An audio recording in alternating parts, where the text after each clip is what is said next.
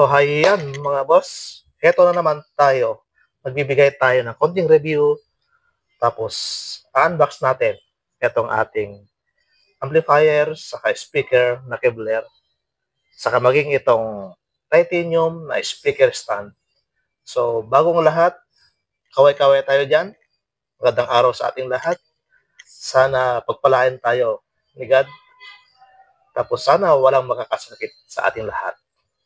So ayan, silipin natin kung ano ang kanyang specification, ilang watts ba, tapos kung gaano katibay ang ating speaker stand, saka kung gaano kaganda ang kanyang tunog. Although ang iba, alam na kung anong actual na itsura nito, pero atin pa rin ipapakita sa ating mga viewers na hindi pa alam ang kanyang actual na itsura. Simulan na nating i-unbox.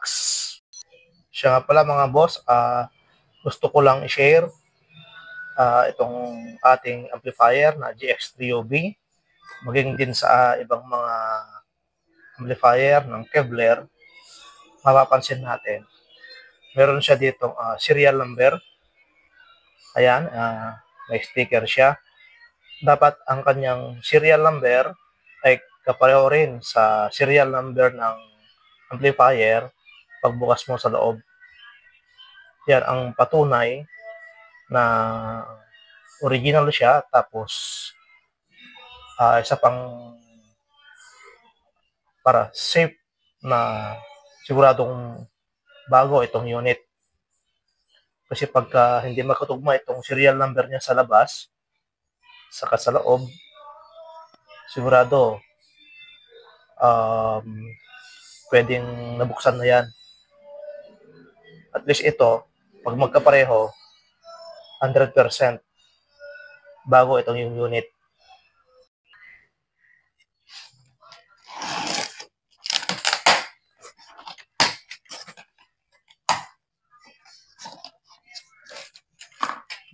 Dito sa loob, meron siyang warranty card. Bale, naka-indicate dito kung ilang year ba ang kanyang warranty. Bale, 1 year ang kanyang warranty po.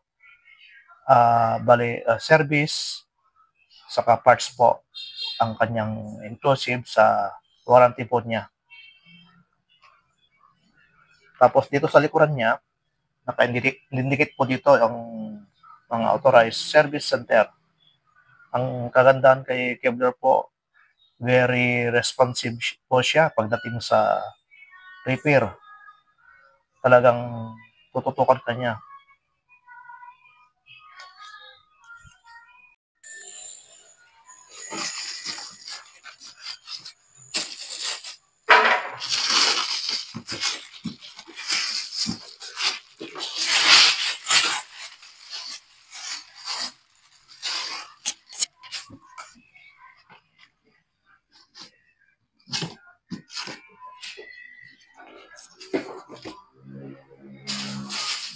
So ayan, nabuksan na po natin siya.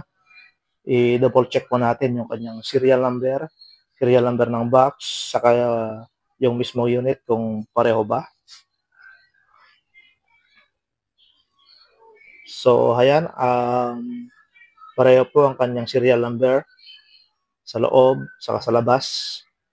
Kaya ayan, sigurado po tayo na hindi pa nabuksan ng iba itong unit. Bale, ang kanyang audio output max, 300 watts times 2. Tapos ang kanyang speaker terminal, 4 na po. Take note mga boss, bago tayo maglagay ng speaker wire,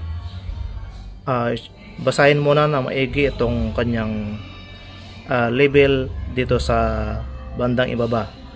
Ang sabi po niya, if use terminal A or B, impedance should not below 4 ohms. Sa baba naman, if use terminal A plus B, impedance should not below 8 plus 8 ohms. Mahalaga ito mga boss dahil kapag hindi natin nasunod yan, pwedeng yung amplifier or speaker masisira. Tapos punta tayo sa kanyang mga RCA input, output. Bale, meron din siyang mic out. Tapos, ang kagandahan nito mga boss, meron siyang sub out. Pag gusto mong maglagay ng active na subwoofer, pwedeng-pwede po siya dyan. Yan po isang kagandahan na meron sa kanya. Sa ibang mga brand, wala po yan. Tapos, ang kanyang audio input, A, B, saka C. Tapos, meron na rin siyang effects loop. Ang kagandahan rin nito mga boss, pag gusto mong maglagay ng equalizer or BBE maximizer,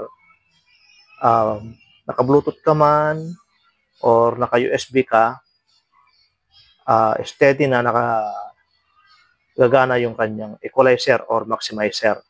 Depende kung ano ba ang gusto mo na ilagay na kanyang tawag doon, processor pala mga boss. Munti ko nang nakalimutan. Tapos, meron siyang mic 3 input dito sa likuran. At syempre, meron na rin siyang FM. Meron siyang antena sa likuran na pagka mahina ang reception niya, so pwede mo siyang lagyan ng wire papunta sa taas para malakas ang kanyang sagap. Tapos meron na rin siyang DC 5 volts na 2 amperes. Pwede kang mag-charge or kung ano man ang pwede mong saksak dyan na 5 volts. Tapos ito naman ang kanyang harapan. Meron po siyang feedback reducer. Ang isa pong advantage nito, pag magsaksak ka dito ng microphone at gusto mong mabawasan ang kanyang feedback ng microphone, pindot lang po ito. Tapos ito naman kanyang mic priority. Pag nakapindot po siya, habang ang music na naka-play, automatic na hihinto, mag-interrupt po siya. Tapos sa kanyang microphone, meron na rin po siyang delay, repeat, tapos echo. Saka mapapansin ninyo mga boss, dito sa harapan, dalawa ang kanyang mic input. Tapos sa bandang likuran, meron po siyang pangatlo na saksakan ng microphone. Tapos ang kanyang USB slot, tapos yung display niya. Yan. Tapos sa bandang kanan ang kanyang bass, mid, treble, balance, tapos ang kanyang loudness, panghuli ang kanyang main volume. Sunod naman po natin itong speaker na KR308.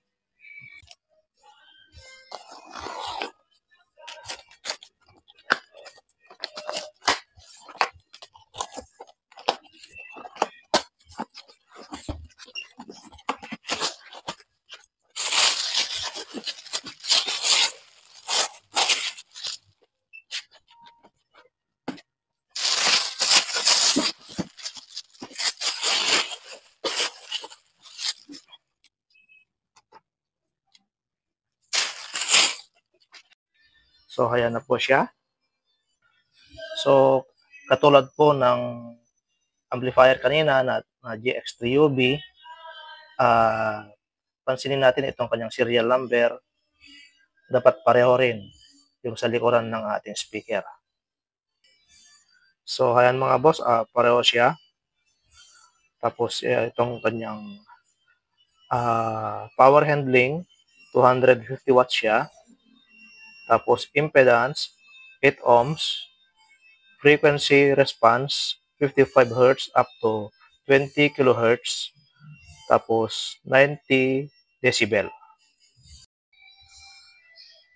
So, mapapansin natin boss, meron po siyang plunger sa ilalim.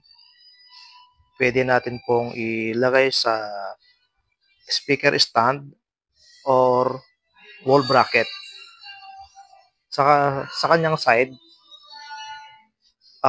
pwede po siya nakasabit, wall bracket po. Yan po sa taas yung sample ng wall bracket natin na pwede nating paggamitan sa ating speaker. Tapos yan po naman yung isang klase. Or kung gusto nyo naman Kevlar na rin, ito po yung isa. Ang model po niya, NB908. Tapos unbox na rin natin itong kanyang speaker stand.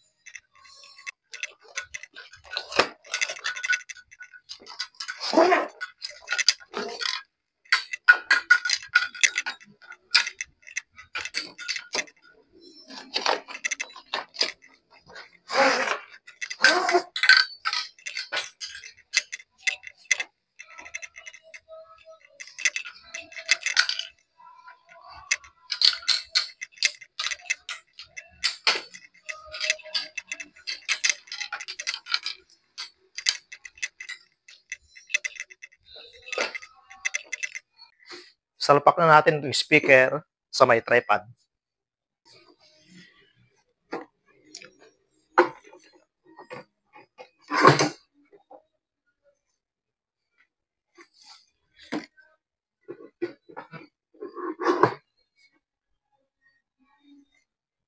Tanong ng iba, bakit mas magandang lagyan ng speaker stand or tripod or wall bracket ang ating speaker?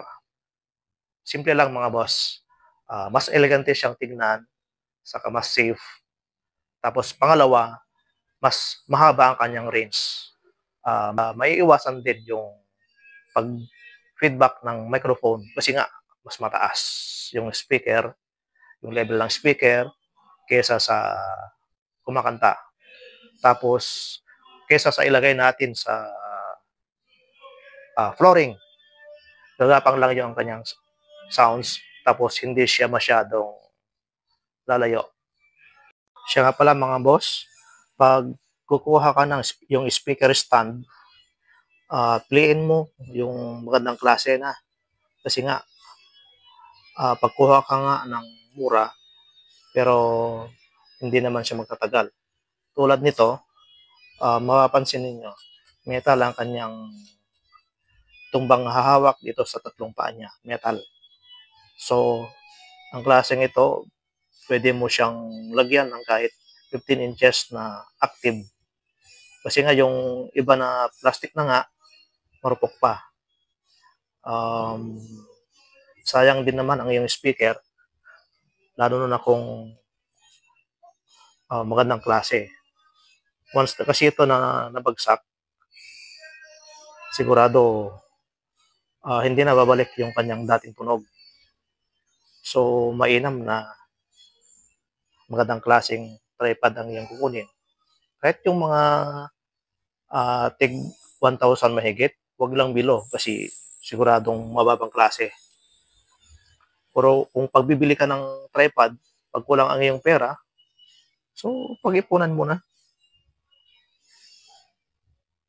para hindi ka naman ma-perwisyo pagka natumba ang iyong pag bumigay yung stand. Saksak na natin itong kanyang speaker wire. Ang kanyang positive na wire ay itong meron siyang pula. Tapos yung transparent naman, yun yung kakabit natin sa may black. Ang connection natin ay isa sa A, saka isa sa B. Or left sa A, right sa B.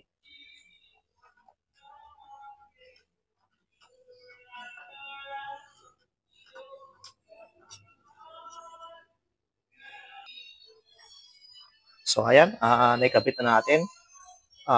Left sa A, right sa B. Or pwede ring vice versa. right sa A, left naman sa B.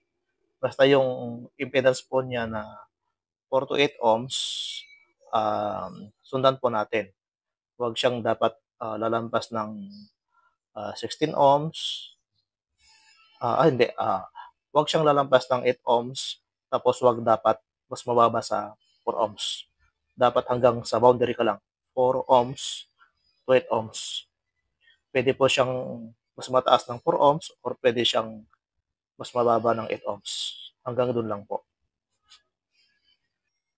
Tapos yung speaker wire dito sa may speaker, nilagay na natin. Both left and right. Yan. Tapos try na nating i-testing. Power. Tapos yan po ang kanyang display.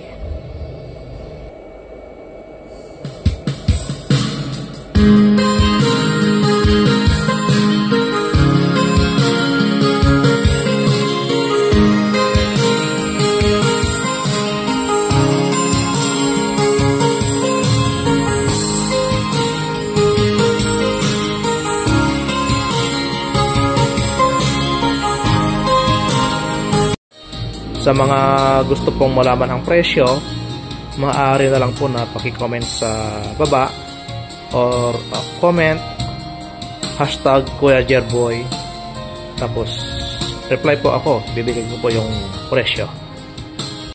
Maliit man ang iyong speaker, ang mahalaga satisfied ka sa ganda ng tunog. Aanhin mo ang malaking speaker kung pangit naman ang tunog. So hanggang yan muna mga boss, maraming salamat.